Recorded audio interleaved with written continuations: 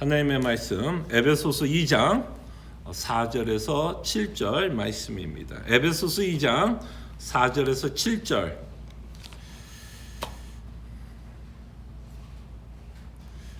우리 다 찾으셨으면요, 저희들이 한 목소리로 함께 읽습니다.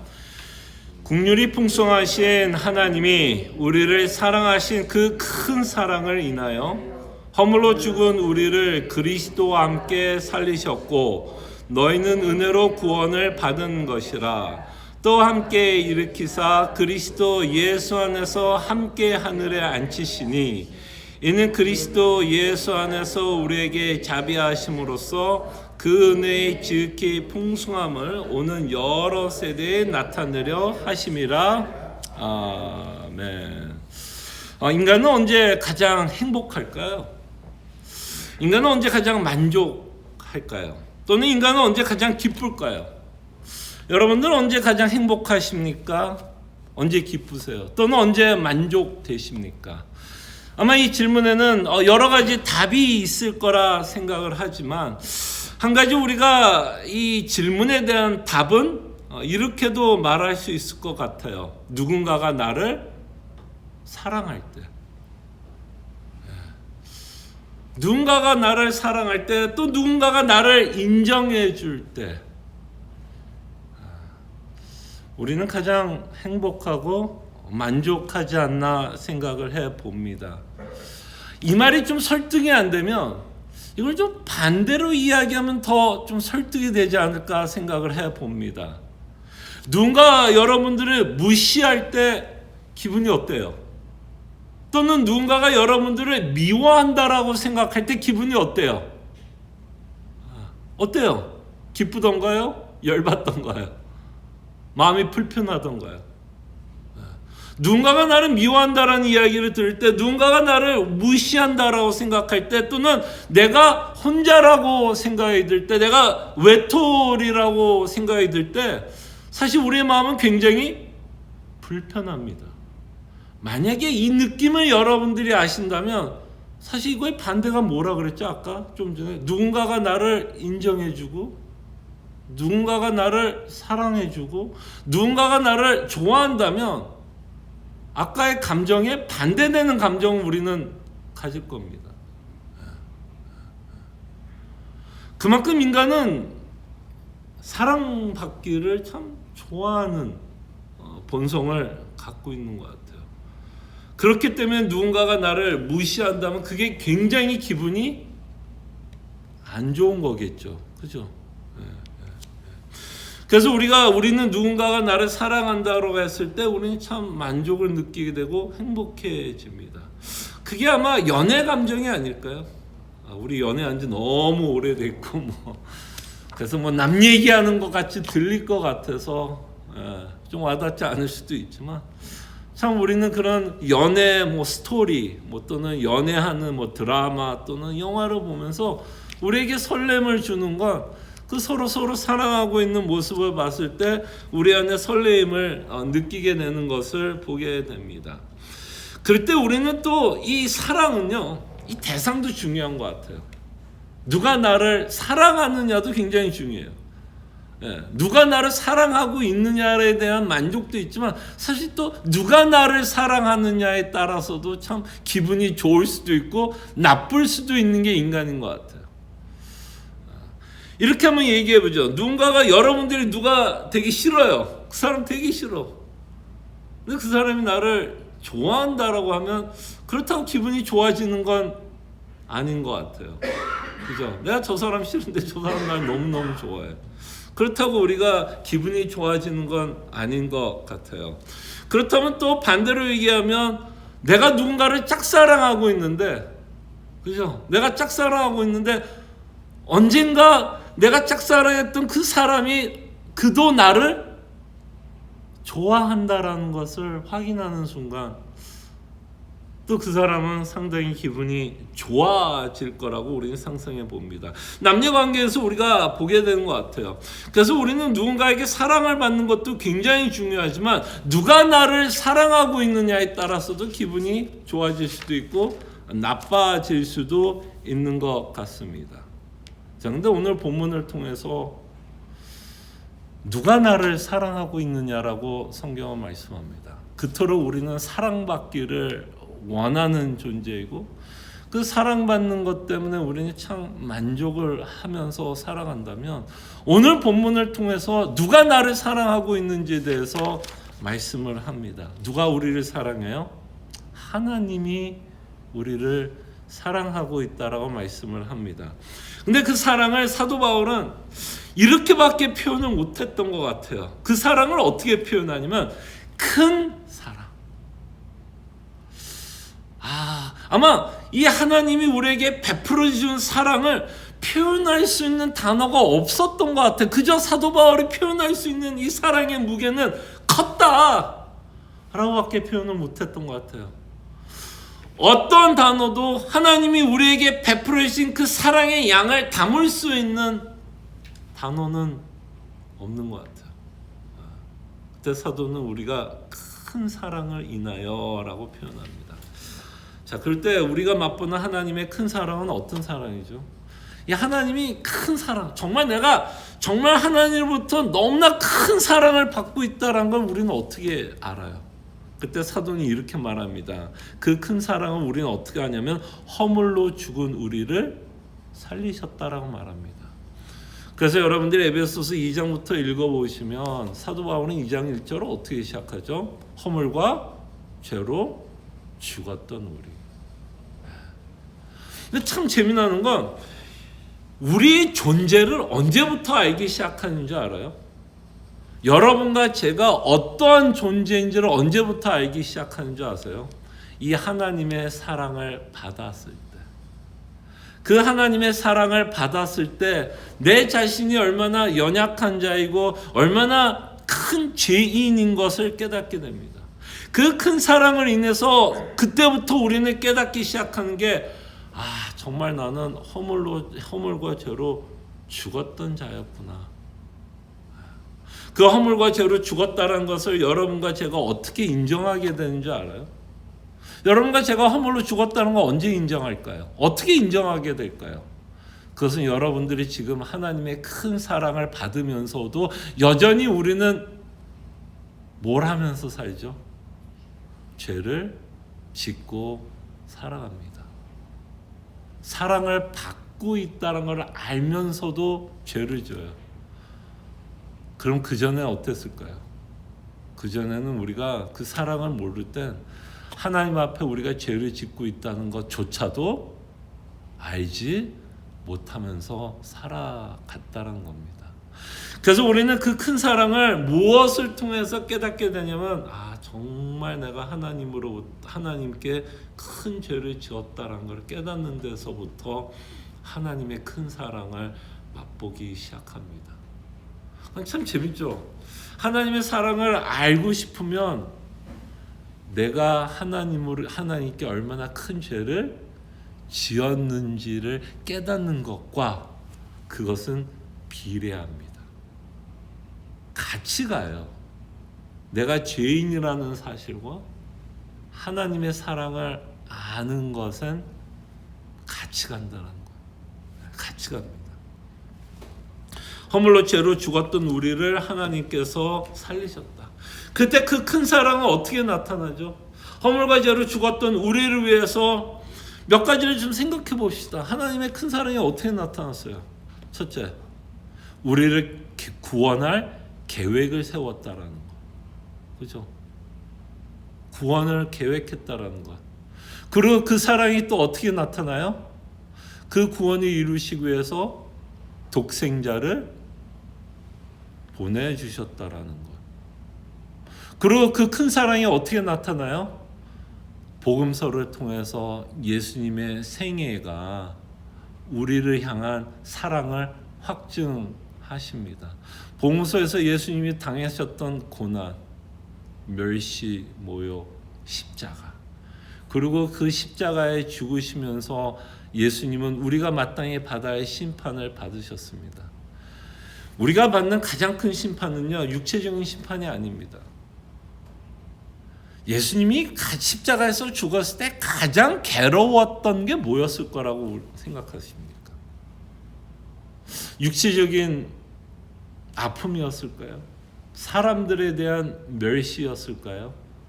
예수님 십자가에서 죽으면서 가장 괴로웠던 건 자신이 가장 사랑했던 분으로부터의 절교였어요. 더 이상 사랑받지 못하는 그 절교. 하나님 아버지가 자신을 버렸을 때 사랑의 단절. 좀 전에 말씀드렸잖아요. 인간은 언제 가장 행복해요? 사랑받을 때. 사랑받을 때 가장 행복하다라면 예수님이 맛봤던 가장 큰 고통은 뭐였을까요? 그 사랑하는 존재로부터의 단절.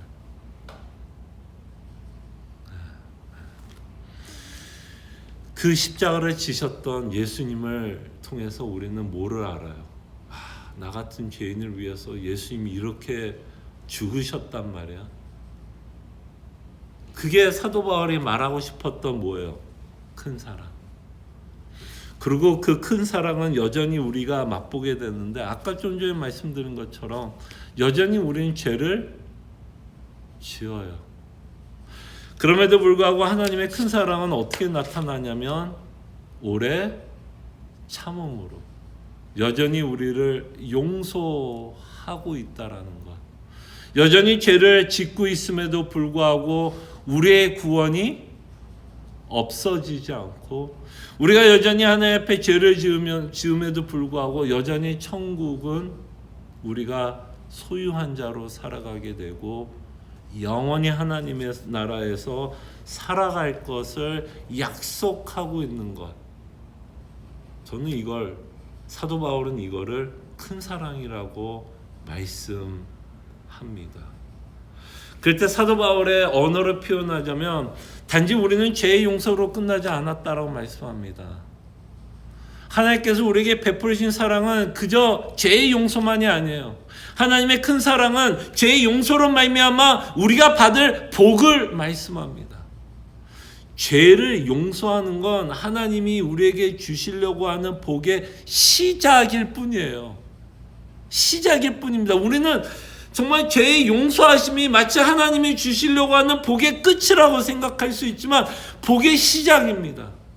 우리를 용서하셨기 때문에 하나님은 우리를 자녀 삼을 수 있었고, 하나님이 우리를 용서하셨기 때문에 우리와 함께 천국에서 영원히 살 수 있는 복을 주십니다. 하나님이 우리와 예수 그리스도와 함께 우리를 살리셨고 일으키셨고, 하나님은 예수 그리스도와 함께 우리를 앉히신다라고 말씀하십니다. 그 앉히시는 곳이 어딜까요? 여러분과 저를 영원히 앉히시는 곳이 어딜까요? 하나님의 나라 천국을 우리에게 말씀합니다. 이 복이 우리에게 영원히 주어지고 있다라는 것, 이것이 하나님이 우리에게 말씀하시려고 하는, 사도 바울이 말씀하시고자 하는 큰 사랑이다라고 말씀하려고 합니다. 그럴 때 여러분, 이 사랑을 받고 살아간다면 우리는 어떤 마음이 들어야 될까요? 이 사랑을 우리는 맛보고 있다면 우리는 어떤 마음을 갖고 살아가야 될까요? 좀 전에 제가 서론을 이렇게 말했죠. 우리는 누군가로부터 인정을 받고 사랑을 받는다면 우리 마음이 어때요? 기뻐요. 와, 저 사람이 나를 사랑하는구나. 그 안에는 뭐가 있죠? 만족이 있습니다. 누군가가 나를 사랑해주고 인정해주고 좋아하면 그 안에는 기쁨이 있어요. 그렇다면 여러분과 제가 그 사랑을 맛보고 있다면 여러분과 저희 마음속에 뭐가 넘쳐야 될까요? 기쁨이 넘쳐야 돼요. 기쁨이 넘쳐야 돼요. 가끔 우리가 찬송을 부릅니다. 어떤 찬송을 부르냐면 예수를 생각만 해도 뭐라고 고백하죠? 좋거든. 좋아요. 그 좋다라는 말을 다른 말로 표현하면 어떤 말로 좀 표현할 수 있을까요? 예수만 생각해도 기뻐요. 예수만 생각해도 행복해요. 예수만 생각해도 위로가 돼요. 요새 제가 밀고 있는 띠이 있죠. 설교마다 굉장히 요새 많이 쓰고 있는 주제인 것 같아요. 여러분들은 이 사랑을 설명하는 자로 살아갑니까? 아니면 이 사랑을 맛보면서 살아가십니까? 저는 이건 다르다고 봅니다. 설명하는 것과 맛을 보는 건 다른 것 같아요. 사랑을 설명해도 슬플 수 있어요. 그죠? 근데 그 사랑을 맛본 자들은 고난 가운데서도 여전히 기뻐할 수 있다. 그래서 하나님은 우리에게 이렇게 말씀하는 것 같아요. 나는 너희들이 내 사랑 때문에 정말 행복했으면 좋겠어. 내가 너를 사랑하는 것 때문에 정말 기뻐했으면 좋겠어. 정말 내가 베푸는 그 큰 사랑 때문에 정말 너희들은 정말 위로받고 살았으면 좋겠어 라고 하나님이 우리에게 말씀하는 것 같아요. 그럴 때 여러분들은 어떠십니까? 행복하십니까? 그 큰 사랑 때문에 행복하세요? 그 큰 사랑 때문에 만족하십니까? 그 큰 사랑 때문에 위로가 있으십니까? 아니면 여전히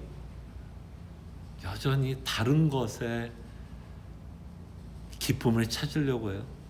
만족을 찾으려고 합니까?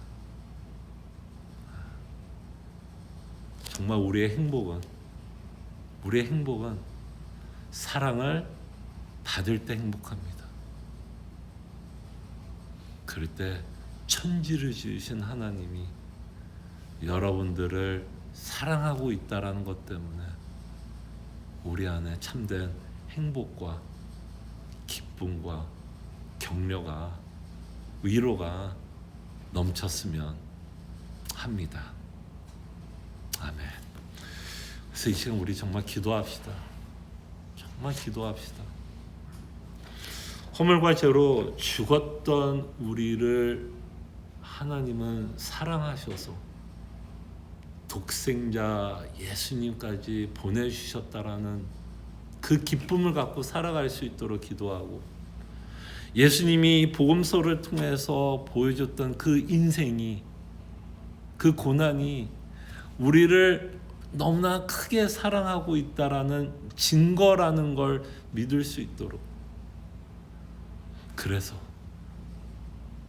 진심으로 내가 행복할 수 있도록, 진심으로 만족할 수 있도록, 진심으로 감사하며 살아갈 수 있도록 내 표정에서, 내 말에서, 내 행동에서 그 기쁨의 열매가 맺어질 수 있도록 우리가 이 시간 정말 하나님께 기도했으면 하고요. 또 여러분들과 함께 기도 제목을 나눴습니다. 카톡을 참고해 주시고, 계속해서 주일에 저희들이 생각했던, 우리가 부활을 믿고 있다면 영혼의 관점을 갖고 살아간다라는 그 말씀 기억해 주시고, 성령의 열매는 옵션이 아닙니다. 내가 하고 싶으면 하고 안 하고 싶으면 안 하는 그런 옵션이 아니에요. 정말 우리가 믿는 자라면 우리는 기쁨으로 성령의 열매를 맺으려고 애를 씁니다. 그리고 여러분 주일 예배 기억해 주십시오. 하나님의 임재 가운데 그 하나님께서 베푸신 은혜와 사랑 때문에 하나님을 경외하는 마음으로 하나님을 예배할 때 그 안에 우리에게 참된 기쁨이 있는 것 같아요. 그 기쁨을 맛볼 수 있도록 우리가 오늘 또 예배를 준비하였으면 합니다. 마음을 준비했으면 좋겠고 복음을 묵상하는 귀한 하루가 되었으면 좋겠고 또 아프신 분들 많아요. 특별히 뭐 여러분 단톡방을 통해서 확인을 했겠지만 최은심 집사님 특별히 여러분 기억해 주시고 기도해 주시고 또 뭐 어떤 병들은 우리가 좀 회복을 위해서도 기도할 수 있을 것 같아요. 근데 어떤 병은 회복하기 힘든 병을 갖고 계신 분들도 계신 것 같아요. 회복이 가능한 거는 회복을 위해서도 우리가 기도하지만 만약에 회복이 힘든 병을 갖고 계신 분들은 우리가 정말 그들이 믿음을 잃지 않도록, 그죠? 믿음을 잃지 않도록 끊임없이 믿음의 경주를 하나님이 주시는 소망을 잃지 않고 믿음의 경주를 끝까지 해낼 수 있도록 그분들을 여러분들이 기억해 주시면서 기도해 주시고 또 여러분들이 갖고 있는 개인기도 있을 줄 압니다. 위해서 기도하며 우리가 찬송가 불렀죠. 기도하는 이 시간이 우리에겐 가장 즐겁다. 정말 이 기도의 시간이 정말 하나님과의 만남의 시간, 교제하는 그 즐거움을 맛보는 귀한 시간이 되기를 바랍니다.